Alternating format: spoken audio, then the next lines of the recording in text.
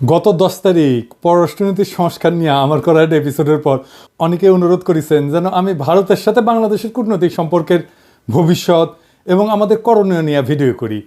আপনারা জানেন আমার গুরু খলিল ভাই, উনিও আমাকে ইমেলে তার যে মতামত জানাইছেন সেইখানেও তিনি বলছিলেন যে ভারতের সাথে কূটনৈতিক সম্পর্ক নিয়ে আমি সেইখানে কথা বলি নাই আগের এপিসোডে। ভারতের কূটনীতি বোঝা কোনো জটিল বিষয় না, কিন্তু আমার বুবু কাটাল রানী হাসিনা এই সহজ বিষয়টাকে আমাদের কাছে জটিল করে তোলার চেষ্টা করেছেন। অবশ্যই এটা ভারতেরই বুদ্ধি। তিনি নাকি ভারতকে যা দিছেন তা তারা সারা জীবন মনে রাখবে, তাই না? হ্যাঁ, দেখেছেন তো কি দিছে আর আমরা কি পাইছি তা আজকে দেখব। এই ভিডিওটা শুধু আমাদের সরকারের জন্য না, কূটনীতিকদের জন্য না, বরং কৃষক, ছাত্র, জনতা সহ বাংলাদেশের সকল নাগরিকের জন্য গুরুত্বপূর্ণ। কেন? কারণ আমাদের একমাত্র শত্রু হইল ভারত। জি না, আমরা একা তাকে শত্রু জ্ঞান করি না, তারাও আমাদের শত্রু বলেই মনে করে। এই শত্রু শত্রু খেলা তারাই শুরু করেছে, আমরা শুরু করি নাই। এটা আমার অনুমান না, আজকে প্রমাণ করবো এবং সবাইরে জানাবো প্রমাণ সহকারে। না হইলে বিপ্লবকে ব্যর্থ করার যেসব চেষ্টা ভারত করবে তা মোকাবেলা করা আমাদের দিয়ে সম্ভব হবে না। গত 16 বছর হাসিনা যেভাবে আমাদের সরকারের সব দপ্তরে ভারতের স্থানীয় দালালদের ঢুকাইতেছে, তাতে আমাদের জন্য নতুন করে সব ঢেলে সাজানো ছাড়া কোনো গতি নাই। যাই হোক, অনেক কথা আছে, তাই চলেন প্রথমেই দেখে নিই ভারতের কূটনীতিক দর্শন কি বলে। তারা কিভাবে আমাদের দেশটাকে দেখে, তারা কিভাবে কূটনীতিকে দেখে, কূটনীতি তাদের কাছে কি। ভারতের কূটনীতিতে চাণক্য, কৌটিল্যকে তাদের মন্ত্রগুরু বলে মনে করে। এই কৌটিল্য হলো খ্রিস্টপূর্ব 300 শতাব্দীর দিকে ভারতবর্ষের রাজা চন্দ্রগুপ্ত মৌর্যের প্রধানমন্ত্রী। তিনি রাষ্ট্র পরিচালনার উপর একটা বই লিখেছিলেন অর্থশাস্ত্র নামে। এই বইটা প্রায় দ্বাদশ শতাব্দী পর্যন্ত প্রাচীন ভারতে ব্যবহার করা হইতো। তবে ভারতে মুসলিম সাম্রাজ্যের বিস্তারের পর থেকে এই বইটা কেউ আর খুঁজে পাই নাই। মুসলমান শাসনকর্তারা ভারতের প্রাচীন ফিলোসফিকে জয় বাংলা করে দিছিল। যাই হোক, পরে 1905 সালে আবার সবার অজানা এই মাস্টারপিস ভারতের একজন কৃষক উদ্ধার করছিল এবং একজন সাধারণ ব্রিটিশ সেই বইটা ভারতে সংরক্ষণ করার ব্যবস্থা করে। আর বর্তমানে এই অর্থশাস্ত্র, কৌটিল্যের অর্থশাস্ত্র ভারতের প্রধানমন্ত্রী মোদী, পররাষ্ট্রমন্ত্রী জয়শঙ্কর থেকে শুরু করে অনেক নতুন পুরানো নেতার রাজনৈতিক আদর্শে পরিণত হয়েছে। ভারত আবার কৌটিল্য ইকোনমিক কনক্লেভ করার মাধ্যমে এই দর্শন সবার কাছে খাওয়াইতে চায়, দেখাতে চায় এটা আমাদের অরিজিনাল জিনিস, বুঝছাও। এটা ইন্টারেস্টিং গল্প বলি এই কৌটিল্য প্রসঙ্গে।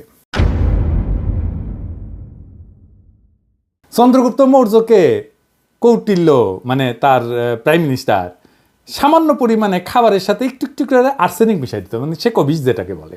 কেন?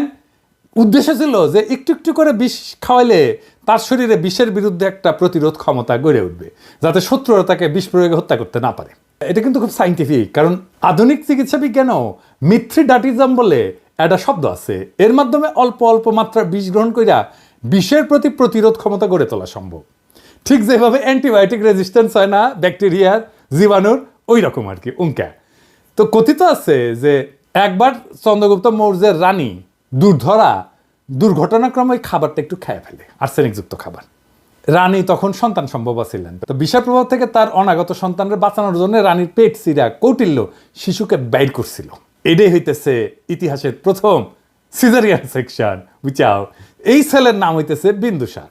বিম্বিসার না আবার কলে বিন্দুসার। বিন্দুসারের ছেলে হইতেছে সম্রাট অশোক। বুঝা গেছে? জীবনানন্দের বর্ণনাটা সেন যখন পড়ি না, উটি লেখা আছে না, বিম্বিসার অশোকের ধূসর জগতে সেখানে ছিলাম আমি। এই বিম্বিসার অশোক বইলা একটা ধাঁধা লাগাই দেন কিন্তু জীবনানন্দ।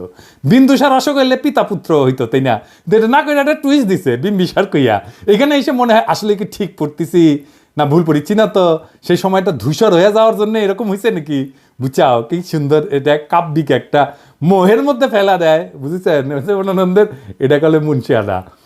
তো আমার কাছে ওই যে পাখির নীরের মতো চোখ তুলে নাটোরের বনলতা সেন এই লাইনের চাইতে ওই যে বিম্বিসার অশোকের ধূসর জগতে এই লাইনটা আরো বেশি কাব্যিক বলে মনে হয়। যাই হোক, কাব্যবাদ দিই, হ্যাঁ, আসল আলাপে আসি। কেন কৌটিল্যের অর্থশাস্ত্র সম্পর্কে আমাদের জানা এবং বোঝা জরুরি। ভারত আমাদের শত্রু রাষ্ট্র না বন্ধু রাষ্ট্র?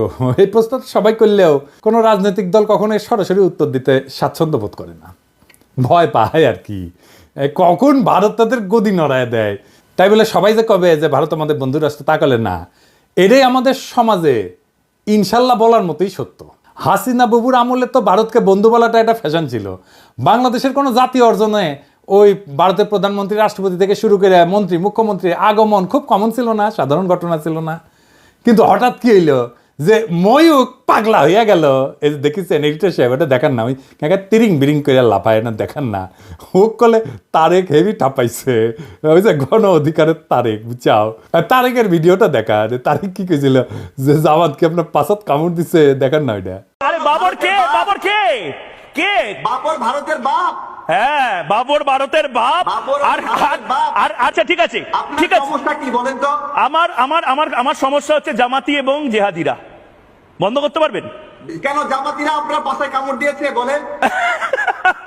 বিজেপির নেতারা উল্টা পাল্টা বলা শুরু করলো, এই দেখেন ভিডিও দেখেন। বাংলাদেশের সঙ্গে যুদ্ধ ভারতের কাছে তো কয়েকদিনের ব্যাপার নয়, কয়েক মিনিটেই ফয়সলা হয়ে যাবে। তা আমরা বড় ভাই হিসেবে চিমটি কাটছে, আঁচড় কাটছে, সহ্য করছি, তো বেড়া আমরা দেবই। বাংলাদেশের সীমান্তে কাঁটাতারের বেড়া বসানোর দরকার হইল, দেখেছেন? আরো কত কি। আসলে বাংলাদেশের সাথে ভারতের কোনো বন্ধুত্ব সম্পর্ক নাই, কখনো ছিল না। তবে ভালো সম্পর্ক আছে তার সেবাদাসী হাসিনা, তার দল আওয়ামী লীগের সাথে। আমাদের পররাষ্ট্র মন্ত্রণালয়ে যারা ভারতে কাজ করেছেন তারা সবাই জানেন যে ভারত আমাদের কতটা নিচু চোখে দেখে। যারা ঘুরতে গেছেন, চিকিৎসা নিতে গেছেন, তারা জানেন যে মুম্বাইতে তো বাংলাদেশের পাসপোর্টধারীদের তারা হোটেলে বুকিং পর্যন্ত দেয় না, দেখেছেন? হাসিনার আমলেও ভারত শুধু আমাদের থেকে সুবিধাই নিছে, কিচ্ছু দেয় নাই। ট্রানজিট নিছে, চট্টগ্রাম পোর্ট দিয়া মালামাল পরিবহনের অনুমতি নিছে, বাংলাদেশকে ভারতের মনোপলিতে পরিণত করেছে, আমাদের সরকারি প্রতিষ্ঠানগুলোকে শেষ করে দিছে। বিনিময়ে আমরা কি ওই মুজিবের আমলে স্বাক্ষর করা ফারাক্কার ন্যায্য পানির হিস্সা পাইছি? পাই নাই। আমরা কি হাসিনার আমলের তিস্তা চুক্তি দিয়া পানির ন্যায্য হিস্সা পাইছি? পাই নাই। তার কারণ কি? কারণটা হইতেছে কৌটিল্যের একটা থিওরি আছে, mandala theory. Mandala Nelson Mandela না, মান্ডালা মন্ডো থিওরি আর কি। তার মানে কোন রাজার পাশের রাজ্য তার বন্ধু না, পাশের রাজ্য হইল তার বন্ধু, বুঝছাও? চলেন একবার ম্যাপ দেখে আসি। ভারতের আশেপাশে যত রাষ্ট্র আছে তার মধ্যে একমাত্র বাংলাদেশের সাথে তার কথিত বন্ধুত্ব ছিল, মানে একমাত্র সেবাদেশী হাসিনার মাধ্যমে সেই বন্ধুত্ব ছিল। কিন্তু পাকিস্তান, নেপাল, ভুটান, শ্রীলঙ্কা, মালদ্বীপ, এমনকি মিয়ানমারের সাথে ভারতের অত ভালো সম্পর্ক না, তাই না? বন্ধুত্ব নাই। বাংলাদেশে ভারত প্রভু তার সেবাদাসী হাসিনাকে একটা চুষনি দিয়ে বুঝ দিছে, ওই যে তো বন্ধু। এটাও আসলে একটা কৌটিল্য মতে ভারতের পররাষ্ট্রনীতির একটা অংশ কলে। এটা আমরা দেখমুনি, হাসিনা ফাসিনা কিছু না। এটা বোঝার জন্য চলেন দেখি কৌটিল্যের পররাষ্ট্রনীতিতে কি লেখা আছে। কৌটিল্যের পররাষ্ট্রনীতিকে বলে 6-fold পলিসি, মানে 6 স্তরের পলিসি। এটা একটা সংস্কৃত খটোমটো বাংলা আছে, ষটগুণ্য সিদ্ধান্ত। যাই হোক, আমি ইংলিশটাই কব, কারণ ইংলিশে কইলে তো ঠিকই কইছি, তাই না?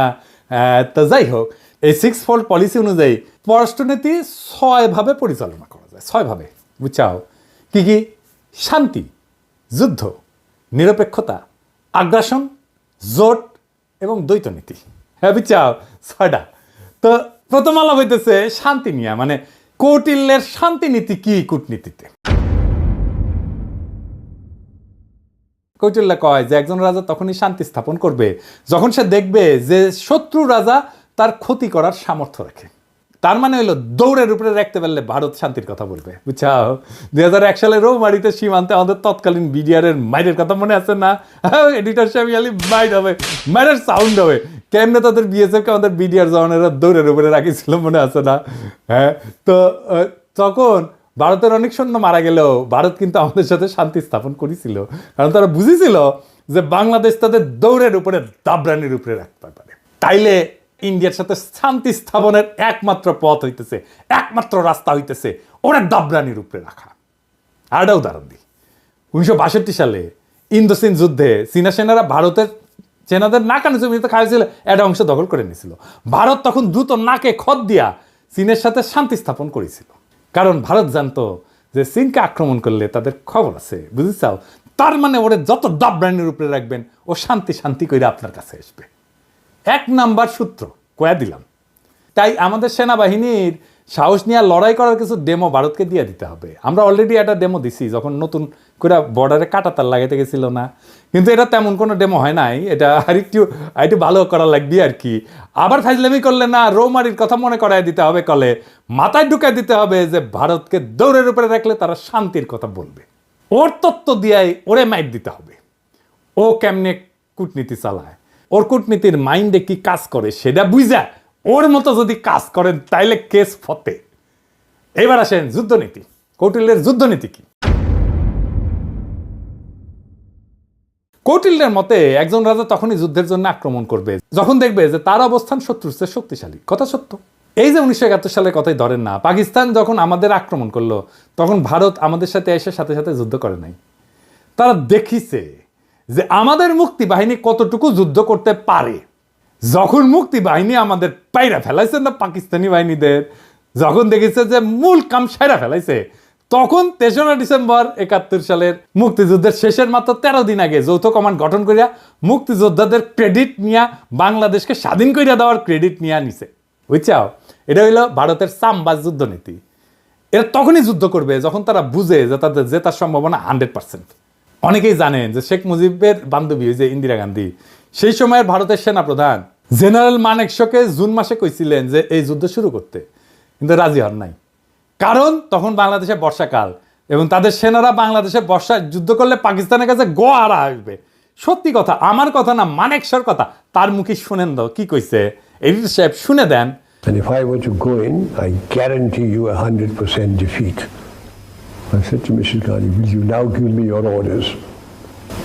And she, all right, cabinet would meet again at 4 o'clock. So everybody started walking out, I being the junior one. A smile on my face as I was going out. She said, Chief, stay behind. So I said, Prime Minister, before you open your mouth, shall I send in my resignation on grounds of health, mental or physical? And she said, oh, sit down, Sam, tell me. Everything you told me is the truth. I said, yes, everything I've told you is the truth.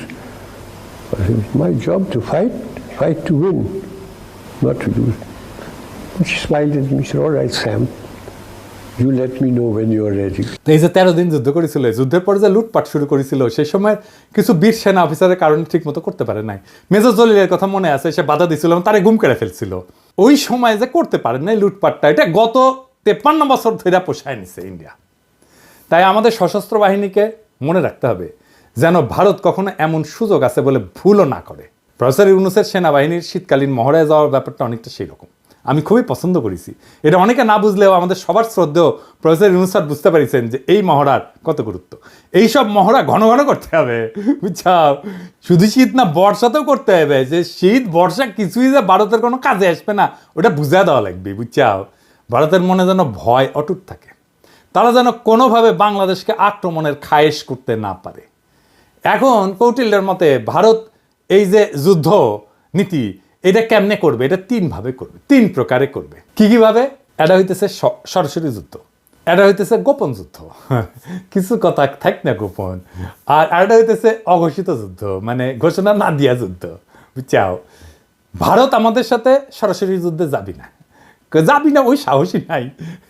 ওই যে বুঝিছে না, এখানকার পোলা pine এবং বন্দুকের সামনে বুক পাইতা দেয়, তারপরে নড়ে না।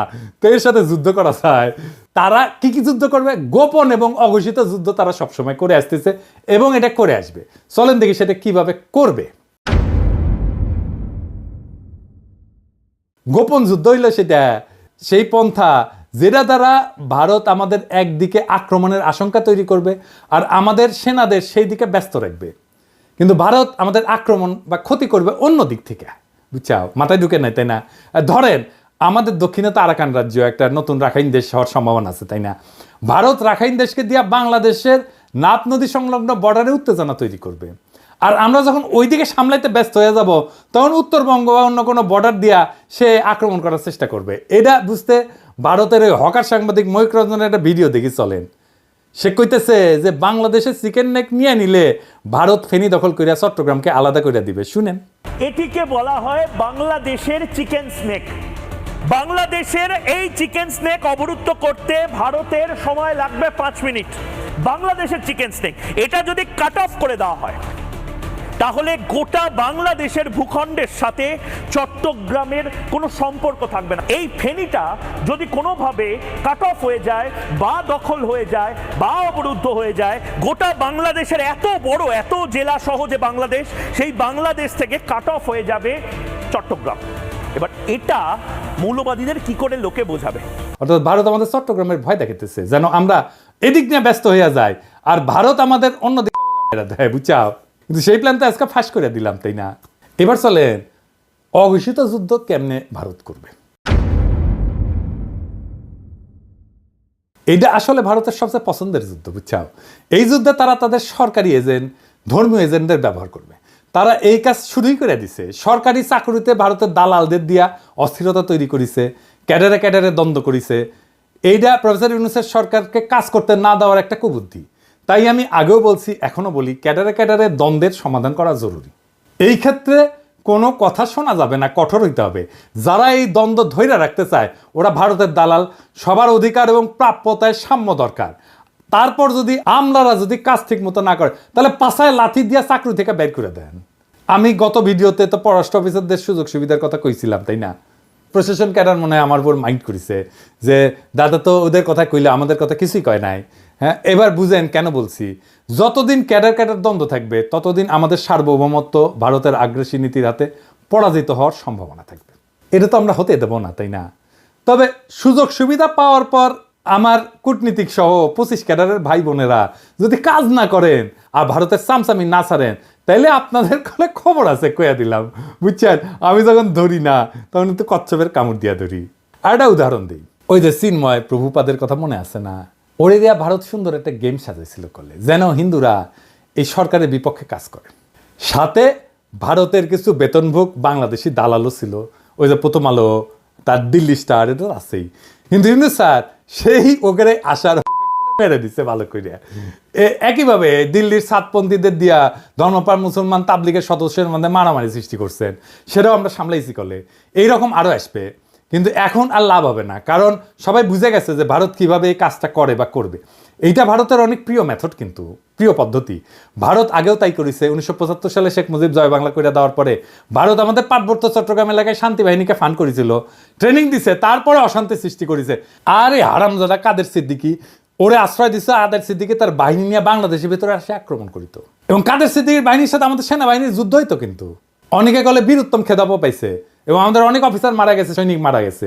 আর এই হারামজাদা রাজনীতি করিচ্ছে, ওর তো এখন জেলে থাকা উচিত। আবার দেখেন, ওই যে শেখ মুজিব জয় বাংলা হওয়ার পর যে শান্তি বাহিনীকে ফান্ড করেছিল না ইন্ডিয়া, আবার যখন কাঁঠাল রানী 1996-তে ক্ষমতা এসেছে তখন ইন্ডিয়া আবার ওই সমস্যার সমাধান করে দিছে 1997 সালে, যেন আওয়ামী লীগ বাহবা পায় আর বাংলাদেশ তাদের হুকুমের দাসী হাসিনা দ্বারা পরিচালিত হয়। একই কাজ তারা শ্রীলঙ্কায় করেছে তামিল হিন্দুদের নিয়ে, নেপালে করেছে মাওবাদীদের নিয়ে, পাকিস্তানে বেলুচিস্তানেও একই গল্প।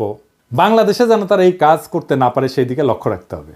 বর্ণ, গোত্র, ধর্ম নিয়ে যারা লাভ দেবে, ঝামেলা করার চেষ্টা করবে, ইসলামকে বাংলাদেশে বিতর্কিত করার চেষ্টা করবে, এরা সবাই ভারতের দালাল, এটা মাথায় রাখতে হবে। এবার দেখি কৌটিল্যের নিরপেক্ষতা কূটনীতি কি। কৌটিল্য কাছে যদি কোনো রাজা মনে করে যে তার শত্রু রাষ্ট্রের ক্ষমতা তার সমান এবং এই ক্ষমতার সাম্য তাদের পারস্পরিক ক্ষতি হইতে বিরত রাখে, তবে রাজা সেই রাজ্যের প্রতি নিরপেক্ষ থাকে। মজার কথা মানে হইল, ভারত যদি মনে করে বাংলাদেশ তাদেরকে জয় বাংলা করে দিতে পারে যে কোনো সময়, তাইলে ভারত আমাদের সাথে নিরপেক্ষ আচরণ করার সিদ্ধান্ত নেবে। এই ধরেন 5ই আগস্টের পর আমরা যখন ইলিশ দেওয়া বন্ধ করেছিলাম তখন ভারতের বাহাদুরি কিন্তু শেষ হয়ে গেছিল। তো ওরা তখন আমাদেরকে তেল দিয়া, কালারানির প্রতি প্রেম কিছুটা বিসর্জন দিয়া আমাদের থেকে ইলিশ নিচ্ছে, আমরা দিছি। যদিও এই সিদ্ধান্তটা আমাদের অনেকে পছন্দ হয় নাই, কেননা আমরা সেই সিদ্ধান্ত বুঝে নিছি কিনা জানি না। তবে এখন এইসব চাল আমাদের বুদ্ধি করে চলতে হবে। ভারতকে বুঝাই দিতে হবে যে 1971 সালে আমাদের সহায়তা করার প্রতিদান অনেক গুণে আমরা দিছি। এখন আমরা আমাদের ন্যায্য পাওনা আদায় না করে আপনাদের কিছু দিব না। আর একটা উদাহরণ দিই, 2008 সালে যখন মুম্বাইতে আক্রমণ হয় না, ওই যে তার দায় কলে ভারত পাকিস্তানকে দিছিল, অনেক হম্বিতম্বি করেছিল, কিন্তু তারা পাকিস্তানে কোনো সামরিক আক্রমণ চালায় নাই।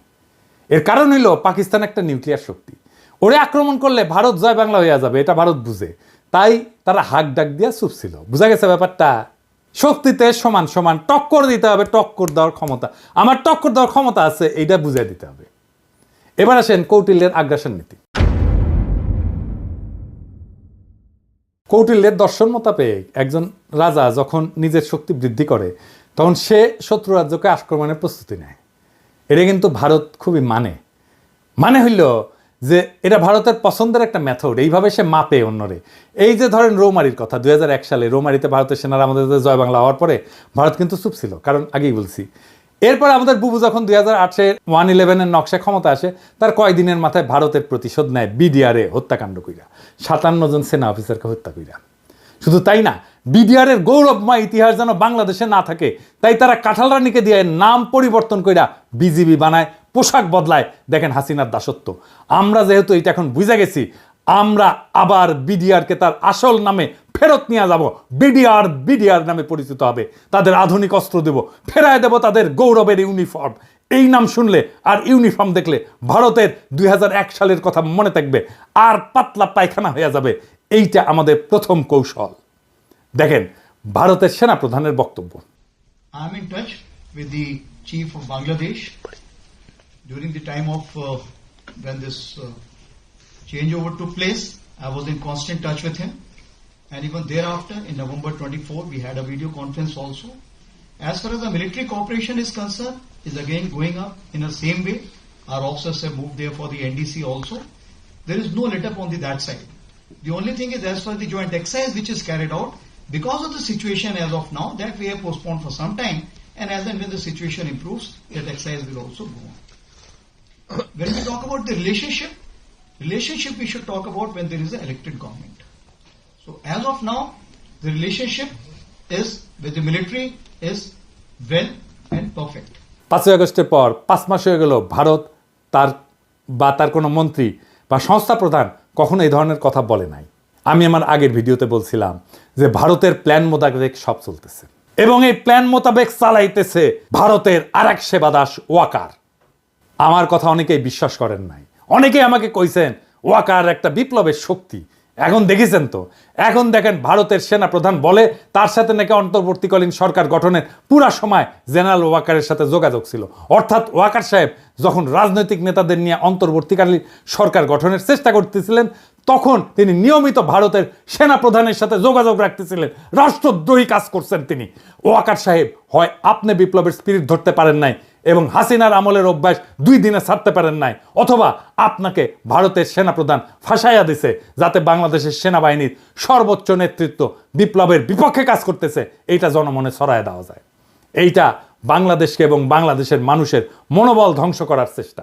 এভাবেই গত 5 মাস ভারত নিজেদের কৌশল ঠিক করেছে এবং বাংলাদেশের সকল মানুষকে এটা বোঝানোর চেষ্টা করতেছে যে ভারত এখনো আমাদের প্রভু। এবং এইটা বোঝানোর জন্য তাদের প্রথম টার্গেট আমাদের হাসিনা বাবুর ফুফাতো বোনের জামাই সেনাপ্রধান ওয়াকার সাহেব। আমি অবাক হই যে সমস্ত সেনা সদর বা আন্তঃবাহিনী জনসংযোগ পরিদপ্তর এই নিয়ে কোনো কথা বলেন নাই, আর ভারতের দালাল বাঙ্গুয়েলিটারা বৈশাখী নিজেদের দেখতেছে আর নিজেদের হারানো প্রভাব পুনরুদ্ধারের স্বপ্ন দেখতেছে। প্রথম আলো গং এখন এইগুলা নিয়ে পুরা গল্প বানাবে ফায়াজ করিমের মতো। এইসব বাংলাদেশ বিরোধী ভারতীয় এজেন্টদের যেখানে দেখবেন সেখানেই এদেরকে জয় বাংলা কইরা দিতে হবে। এখন দেখেছেন তো জেনারেলদের বাসায় হাসিনার লোক, আওয়ামী লীগের লোকেরা লুকে আছে, দেখেছেন? ফ্ল্যাট মালিক কে? ফ্ল্যাট মালিক হচ্ছে মাহবুব সামদ চৌধুরী, মেজর জেনারেল। জি। উনি এখন বর্তমানে কোথায় আছে? উনি এসএসএফ আছে। এসএসএফ আছে, ডিজি। জি।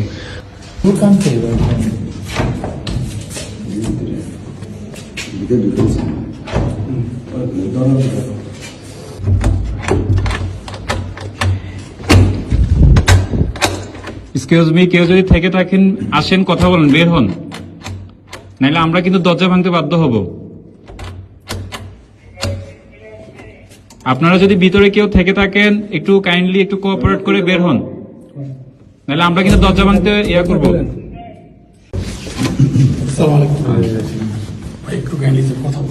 না না, please। বলেন কে?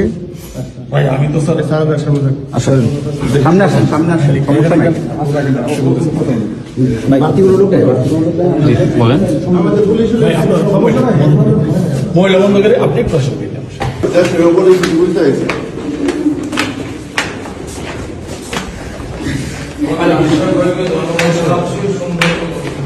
তো এখন কি করা লাগবে আমাদের এই সেনাবাহিনী নিয়ে?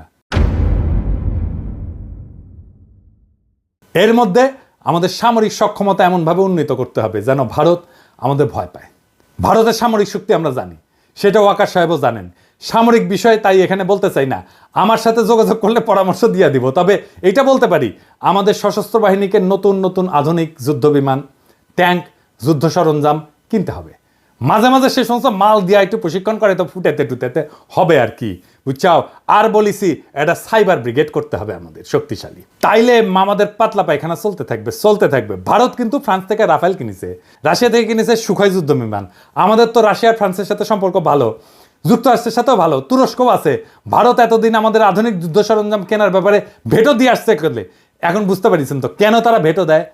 এই কূটনীতির কারণে, কারণ ওরা চায় আমরা যেন সমরে শক্তিশালী হইতে না পারি এবং তাদের সেবা দাসী হিসেবে থেকে যায়। এরপরে আসেন কৌটিল্যের কূটনীতিতে জোট নীতি কি। কৌটিল্য বলে দিছে যে যখন রাজা যুদ্ধ করবে না তখন সে অন্য শক্তিশালী রাজ্যের সাথে জোট গঠন করবে এবং নিজেকে সেই শক্তিশালী রাজার হাত থেকে নিরাপদ রাখবে। ভারত কিন্তু এই কামটাও ঠিক মতো করে, মানে কৌটিল্যকে মাইনে চলে আর কি। এই যেমন ধরেন ভারতের সামরিক সহযোগিতার সম্পর্ক আছে রাশিয়া, ইসরায়েল আর যুক্তরাষ্ট্রের সাথে। এই 3 দেশ চাইলে যে কোনো সময় ভারতকে জয় বাংলা করে দিতে পারে। আবার লক্ষ্য করলে দেখবেন যে এই 3 দেশের সাথে যাদের শত্রুতা, ভারত কিন্তু তাদেরকে শত্রু মনে করে। এই 3 দেশের কমন শত্রু হইল মুসলিম দেশগুলা। ভারত এদের সাথে সন্ধি করার মানে হইল ভারত এদের সাথে মিলা মুসলিম বিরোধী শক্তি গঠন করতে চায়। ভারত এইসব দেশ থেকে সমরাস্ত্র কেনে, এদের সাথে মিলিটারি তথ্য আদান প্রদান করে।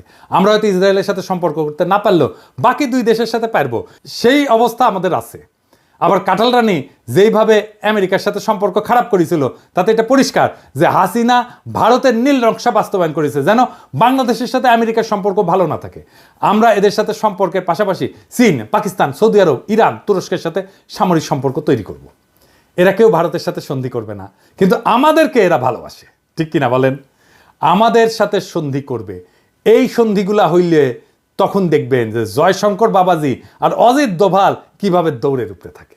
আমাদের সামরিক কেনাকাটাগুলা আমরা এইসব দেশ থেকে করব। আর আমেরিকা, রাশিয়াকে সাথে নিতে হবে। এরা কিন্তু হিসাবি দেশ, এদের থেকে সমরাস্ত্র না কিনলে এরা আপনাকে কোনো সাপোর্ট দিবে না। ভারতে রাফায়েল আছে, আমরা F-16 কিনতে পারি। আবার ফ্রান্সের রাফায়েল অথবা রাশিয়ার সুখয় কিংবা চীনের চেংদু J-10 চার্লি কিনতে পারি, তাই না? তবে ফ্রান্সের রাফায়েল কিনলে আমি এনে খুশিও মনি, তাই না? আমাকে এত আশ্রয় দিছে না ফ্রান্সের সরকার, ওদের কিছু করা লাগে না, আমাদের তো একটা দায়িত্ব আছে, কি বলেন?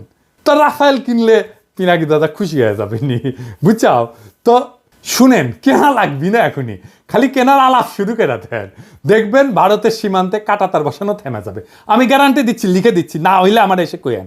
আলাপ শুরু করেন, খালি দেখেন তাদের রাষ্ট্রদূতের দৌড়াদৌড়ি শুরু করে দেবে ওই দেশে। তখন ওরাও ভারতকে তাদের ব্যবসার মধ্যে না আসার পরামর্শ দিয়ে বসায় দিবে। পাকিস্তানে আমাদের সামরিক কর্মকর্তাদের সফর একটা ভালো সংবাদ শুনলাম, তাদের থেকে J-71 যুদ্ধ বিমান কেনার আলাপ চলতেছে। বাংলাদেশ কিনলে তারা খুশি হবে। দক্ষিণ এশিয়াতে ভারত একটা সিপাই থাকবে। এইবার আসেন কৌটিল্যের দ্বৈত নীতি, এই জিনিসটা আবার কি? এটা সবচেয়ে মজার থিওরি। এটার মধ্যে একজন রাজা একই সময় একজনের সাথে যুদ্ধ আর একজনের সাথে সন্ধি, বুঝছাও? মানে হইলো ভারত একসাথে 2টা যুদ্ধ করতে পারবে না, করবেও না, কখনোই না। দেখবেন যখন পাকিস্তানের সাথে যুদ্ধ খেলে তখন অন্য কারোর সাথে সেই খেলা দেখায় না। গত 16 বছর তো আওয়ামী লীগ ভারতকে বাম্পার সুবিধা করে দিছিল, বাংলাদেশ তো তাদের দখলেই ছিল, তাই না? ভারত নিশ্চিন্তে অন্যদের সাথে ঝামেলা করে গেছে। এখন তো সেই মজা আর নাই। এখন আমরা ভারতের শত্রু সকল দেশের সাথে আলাদা আলাদা করে সম্পর্ক তৈরি করব। আধুনিক বিশ্ব ব্যবস্থায় সম্পর্কের অন্যতম মাধ্যম হইল ব্যবসা এবং বাণিজ্য, এই সম্পর্ক জোরদার করা। এবার আসেন আমাদের ভারত নীতি কেমন হবে, কি দিয়ে আমরা ভারতকে সাইজ করতে পারবো, ওরা দৌড়ের উপরে রাখতে পারবো, প্রত্যেক দিন দাবরানির উপরে রাখতে পারবো। এটা আমাদের জানা দরকার না? আসেন দেখি। অনেকে মনে করে আমরা ছোট দেশ, ভারত ছাড়া আমরা চলতে পারবো না। আরামজাদা, চলতে পারি কিনা তুই দেখ আমাদের দায়িত্ব দিয়ে দেখ পারি কিনা। আমি প্রফেসর ইউনূসকে কইব যে আপনি অনতিবিলম্বে সার্কের কার্যক্রম চালু করেন। দরকার হলে বাংলাদেশ সম্মেলনের ডাক দিবে, আয়োজন করবে, এতে সকল দেশের সাথে বাংলাদেশের সম্পর্ক উন্নত হবে। ভারত আসতে যাবে না জানি, কারণ তারা পাকিস্তানের সাথে এক টেবিলে আলোচনায় বসবে না। আমাদেরকেই সুযোগটা নিতে হবে। এই জন্যেই আমরা ভারতকে ছাড়াই সার্কের কাজ শুরু করব। দক্ষিণ এশিয়াতে ভারতের মহাজনগিরি ছুটাই দিতে হবে। দক্ষিণ এশিয়াতে পাত্তা না পেলে ভারতকে আর কোনো দেশই পাত্তা দিবে না। ভারত নিজেদের অনেক বড় হ্যাডম ভাবে। দেখেন তাদের পররাষ্ট্রমন্ত্রী কি বলে। I think I'm 1/5 of the world's population.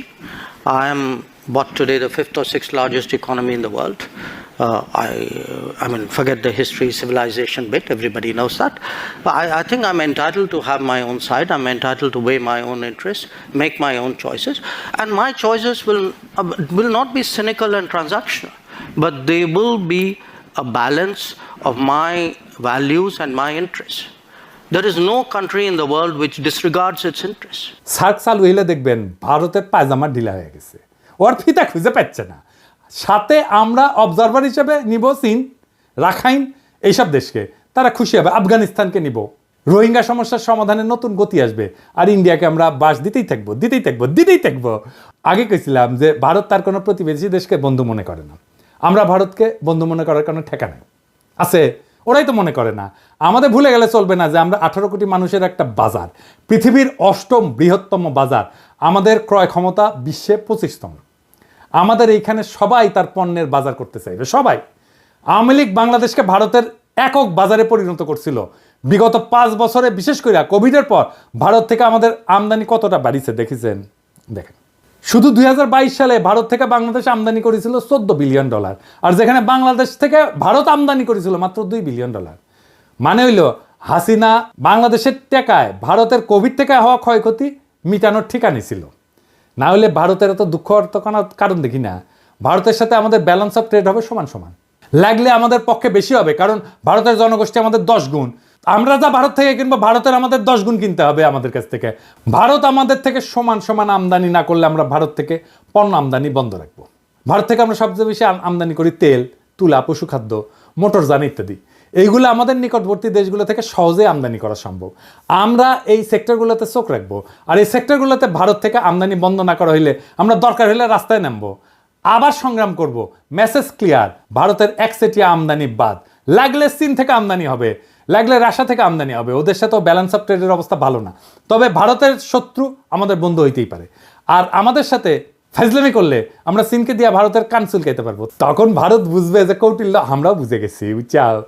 আর বুঝেছেন তো, আমি তো কইছিলাম যে রাশিয়া থেকে ট্রাক কেনা লাগবে। এই যে দেখেছেন না ট্রাক কত সুন্দর, দেখেছেন? রাশিয়া থেকে ট্রাক কেনেন, ইন্ডিয়ার ট্রাক দিয়ে কি করবেন? দেখেছেন, মুখে হাসি ফুটেছে। এই যে আমার ক্ষুদ্র ভাতারা খুশি হয়ে গেছে রাশিয়ার ট্রাক দিকে। তা আমাদের ভারত নীতি খুব সোজা। 1971-এর পর থেকে আওয়ামী লীগ যে যে চুক্তি করেছে ওইগুলো আমাদের পুনর্বিবেচনা করতে হবে। ভারত যদি কোনো চুক্তি না মানে, তাহলে আমরা সব চুক্তি বাতিল করে দেব। ভারত বাংলাদেশের 64টা অভিন্ন নদীর একটা নদীতে যদি ঠিক মতো পানি না আসে, তাহলে ভারতের ট্রানজিট বন্ধ করে দেওয়া হবে। সীমান্তে ওদের শাকসবজি কাঁচামাল যেন পয়সা নষ্ট হয়ে যায়। একবার এই কাজ করে দেখবেন ভারত কিভাবে সোজা হয়ে থাকে। আমরা যেভাবে হাসিনার রেমিটেন্স বন্ধ করে দিছিলাম না, ঠিক সেইভাবে ভারতের বাংলাদেশ থেকে উপরি কামাই যদি বন্ধ করে দেন, তাহলে দেখবেন সোজা। ভারতে কেউ শপিং করবেন না, ভারতে কেউ চিকিৎসা করতে যাবেন না। ভারতের টিভি চ্যানেল বাংলাদেশে চালানো হলে বাংলাদেশের টিভি চ্যানেলগুলো ভারতে চালাতে দিতে হবে। আমাদের টিভি চ্যানেল টাকা দিয়ে কিনতে হবে ওদের।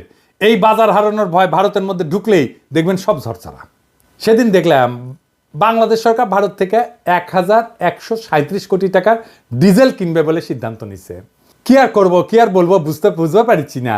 জুলাই বিপ্লবের পরে আমাদের প্রায় 2000 ছাত্রছাত্রী প্রাণ হারাইলো ভারতের সেবাদাসী হাসিনার পুলিশের গুলিতে। এখন আমাদের ডিজেল কেনার জন্য আর ভারত ছাড়া কারোর চোখে পড়ে না। তো এই জ্বালানি উপদেষ্টার সাথে আমার অনেক বন্ধু বান্ধব ওনারা সম্মান টন্মান করে, সেজন্য কিছু কইছিলাম না এতদিন। কিন্তু বুঝেন জ্বালানি উপদেষ্টা সাহেব, কামটা আপনি খুব খারাপ করেছেন। আপনারা ওয়ার্নিং দিলাম, ডিজেল কেনার জায়গা পান না আপনি। হ্যাঁ, আরও তো 6টা দেশ থেকে তো ডিজেল তেল কিনতেছেন। এই যে দেখেন তো, ওই 6 দেশ থেকে ডিজেল কেনা যেত না কেন? ভারত থেকে তেল কেনার দরকার পড়লো, কুরকুরানিটা কই? জ্বালানি উপদেষ্টা সাহেব, আপনাকে জাতির সামনে এই প্রশ্নের উত্তর দিতে হবে। সামে সিকোনে প্রচুর কাম করিচ্ছেন কলে, নাইলে বিপ্লবী জনতা আপনাকে কেন বিশ্বাস করবে? ইউনূস স্যার, আপনি কি এই ব্যাপারে জানেন নাকি বিএনপির সাথে সমঝোতা হওয়ার পর এখন বিএনপির চাপে আপনারা এই সিদ্ধান্ত নিতেছেন? নিলে জানান, আমরা তো আছি। যেই দল গত 10 বছরে মুরগির ক্ষোভ থেকে বাইরে হতে পারে নাই, সেই দল এখন নিজেদের জুলাই আন্দোলনের মাস্টার মাইন্ড বলে, আবার ক্ষমতা আসার জন্য ভারতের সাথে আতাত করে, যেন ভারতের প্রভুত্ব বাংলাদেশে টিকে থাকে। এমনিতে আপনাদের জনসমর্থন কেমন এটা তো বুঝতে পারছেন। মানে ওই দলকে কইতেছি যে আসতে চায় ক্ষমতায়, তারপরে যদি ভারতের দাস হিসেবে পরিচিত পান, তাহলে ক্ষমতা আসলেও সে ক্ষমতা ধরে রাখতে পারবেন না। হাসিনারে নামাইতে যদি 36 দিন লাগে, আপনারা 36 ঘন্টায় নামায় দেওয়া যাবে। খুব সাবধান, এটা ইন্টারনেটের যুগ, উন্নত প্রযুক্তির দুনিয়ায়, কিন্তু সরকার চালানোর অভিজ্ঞতা আপনাদের নাই। আমরা জানি কিভাবে কি করতে হয়, আপনাদের চেয়ে আমরা অনেক ধাপ আগে। আমাদের সাথে পরামর্শ করেন, নইলে কি করতে গিয়ে কি খায়া ফিরে আসবেন তা কিন্তু বুঝতে পারবেন না। ভারতে আমাদের সব কাজ স্লো করে দিতে হবে, দূতাবাসে আমাদের লোকের সংখ্যা কমায় দিতে হবে। পররাষ্ট্র উপদেষ্টা এই জিনিসটা ভালো করে খেয়াল রাখবেন, ওই লোক দিয়ে আমাদের আসন্ন বন্ধু দেশের মিশনগুলোকে শক্তিশালী করেন। ভারত আমাদেরকে ভিসা না দিলে আমরা ভিসা দিব না, আমাদের দূতাবাসে আক্রমণ করলে আমরা ওদের শান্তিতে থাকতে দেবো না। ইউনুস স্যার তো ভদ্র মানুষ, আপনি না পারলে আমাদেরকে বলবেন, আমার ক্ষুদ্র ভাতা এবং ভগিনীরা ভারতের পাশে আগুন ধরায় দিবে, লাগলে জায়গা মতো আগুন ধরায় দেব। আমাদের কোনো সরকারি কর্মকর্তা ভারতে প্রশিক্ষণে যাবে না। কেন যাবে না জানেন? আসেন বলি। কারণ এইসব প্রশিক্ষণ দেওয়া এতদিন ভারত আমাদের সব অফিসারদের প্রোফাইল বানিয়েছে, বুঝছেন? তাদের কার কি পছন্দ অপছন্দ, কারে পয়সা দিলে হবে, কারে মেয়ে ধরাই দিতে হবে, তা সব জানে এবং এই কাজ করেছেও। কিন্তু এই যে সানিউল কাদের দেখেছেন না, ধরা খেয়েছিল, তারা ইউএনএদেরকে ডিসিদেরকে নিয়ে গেছে দেরাদুনে, কূটনীতিকদেরকে পড়াইছে দিল্লিতে। তাই আমাদের সরকারি অফিসারদের বিশেষ করে যারা ভারতের প্রশিক্ষণ নিছে তাদের শুদ্ধি পরীক্ষা নিতে হবে, এবং এরা সব কয়টা বিক্রি হয়ে গেছে। আমাদের অফিসাররা ভারতে প্রশিক্ষণে গেলে তাদের অফিসারদেরকেও আসতে হবে এখানে। এটা অবশ্য ফরেন সার্ভিস একাডেমি করে, তবে এটা আরও বেশি করা দরকার। ভারতের অফিসারদের প্রোফাইল তৈরি করতে হবে, এবং এর একই সাথে আমাদের চরিত্র ঢিলা অফিসারগুলো আছে না, ওদের আপাতত কাজ করা বা পদায়ন থেকে বিরত রাখতে হবে। নইলে তারপর 2 পেগ মেরে আবার হোয়াটসঅ্যাপে ফ্যান খুলে দিবে, ভারত সেই সমস্ত ছবি জোগাড় করে তাদের বিয়ে গুপ্তচরগিরি করাইবে, বুঝছো? এটা ওদের একটা পলিসি করে। এখন আপনারা যেহেতু ভদ্রলোক, সেই জন্যে সুশীল, সেই জন্যে আপনারা ওদেরকে দূরে রাখেন যাদের চরিত্র ঢিলা। আমি যদি ফরেন মিনিস্টার হইলামিনি, তাইলে ওই হানি ট্র্যাপ ফেলা ইন্ডিয়ার মায়াগরে তাদের ডাবল প্রমোশন দিলামিনি। ইন্ডিয়া হানি ট্র্যাপে ফেলানো ছাড়া আর কিছু পারে না। তাই তাদের এই হানি ট্র্যাপ আইডিয়া জয় বাংলা করে দিতে হবে। যখন কইতে পারবেন পারলে আরো পাঠা, তোর দেশে মায়েরা আমার কাছে আসে কেন, তুই পারিস না তো আমি তোরে সাহায্য করতেছি, আরো পেটে দিস বান্দা হাজি, সেই দিন তাদের এই অস্ত্র আর কাজ করবে না। তাদের দর্শন, তাদের ফিলোসফি তাদের বিরুদ্ধে প্রয়োগ করা লাগবে। তখন কইবেন যে পিনাকি যা কইছিল তা কতটা সত্যি, যদিও পিনাকি বাংলাত কইছে, বগুড়ার ভাষাত কইছে, তাও কলে এটা সত্য কইছে। তাই ভারতে আমাদের সকল সরকারি কর্মকর্তার ট্রেনিং বন্ধ, একেবারে ফুল স্টপ। এবার আসেন শেষ কথা। পররাষ্ট্রনীতিতে শেষ কথা বলে কিছু নাই। এক দেশ নিয়ে পলিসি করাটাও বিপজ্জনক। এক দেশের সাথে সম্পর্ক স্থাপন করা শুধু সেই 2 দেশের ব্যাপার না, অনেক বিষয় মাথায় রাখতে হয়। তবে ভারত যেহেতু স্পেশালভাবে আমাদের গত 53 বছর লুট করে গেছে, তাই আমাদের এখন সময় আসছে ভারতকে নিয়ে ভাবার, নতুন কইরা পলিসি তৈরি করার। কৌটিল্য ভারতের আইডিওলজিক্যাল গুরু বলে, তবে এমন গুরু ওদের অনেক আছে, কিন্তু কৌটিল্যের ব্যাপারটা একটু আলাদা। তাই ইউনুস স্যারকে আমি বলবো, আপনাদের সব সরকারি কর্মকর্তাদের কৌটিল্য পড়ান, বই পড়তে বলেন, পরীক্ষা নেন। ভারত যেভাবে আমাদেরকে সাইকোলজিক্যালি করাপ্ট করেছে না, আমরা এখন ওদের সাইকোলজি শিখবো তাদেরকে করাপ্ট করার জন্যে। আজকেই আর ফল আসবে না, কারণ সরকারে তাদের অনেক গোপন সেবাদাসী আছে। তবে এইভাবে আগাইলে আশা করা যায় আমরা 5-10 বছরের মধ্যে আমাদের হারানো মেরুদণ্ড আবার ফিরে পাবো। আর আওয়ামী লীগ হইল ভারতের দাস, দেশের শত্রু। এটা আজ আবার প্রমাণ করলাম, এটা দর্শন দিয়া করলাম। এইবার অনেকে তো বলে যে পিনাকি নাক বুঝেই বলে, তাদের জন্য সমালোচনার আহ্বান রইল।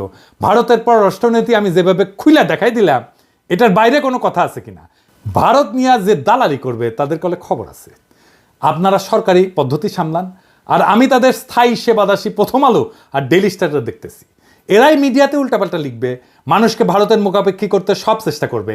আগাম কইয়া দিলাম আপনাদের প্ল্যান চেষ্টা করে দেখেন, ফাল দিলে কলে খপ করে ধরবো, ধরে ফেলামো।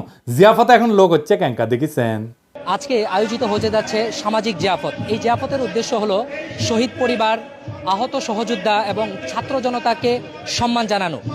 এই জিয়াফতে 5000-এর অধিক মানুষকে গরু জবাই করে খাওয়ানোর ব্যবস্থা করা হয়েছে। আমরা যদি চারপাশটা একটু দেখাই, আপনারা এই পাশটাই দেখেন কি পরিমাণ মানুষ এখানে স্বেচ্ছায় এসে উপস্থিত হয়েছে। তাদের উপস্থিতি প্রমাণ করে শহীদদের প্রতি সাধারণ মানুষের এবং আহতদের প্রতি সাধারণ মানুষের ভালোবাসা এবং আবেগ কতটা বেশি। বাড়ির সামনে কলে গরু ফেলামো আর জবদমু, গরু ফেলামো আর জবদমু, কাইন্দা কলে কুল পাবেন না, তখন আবার কয়েন না সাবধান করি নাই। ইনকিলাব জিন্দাবাদ।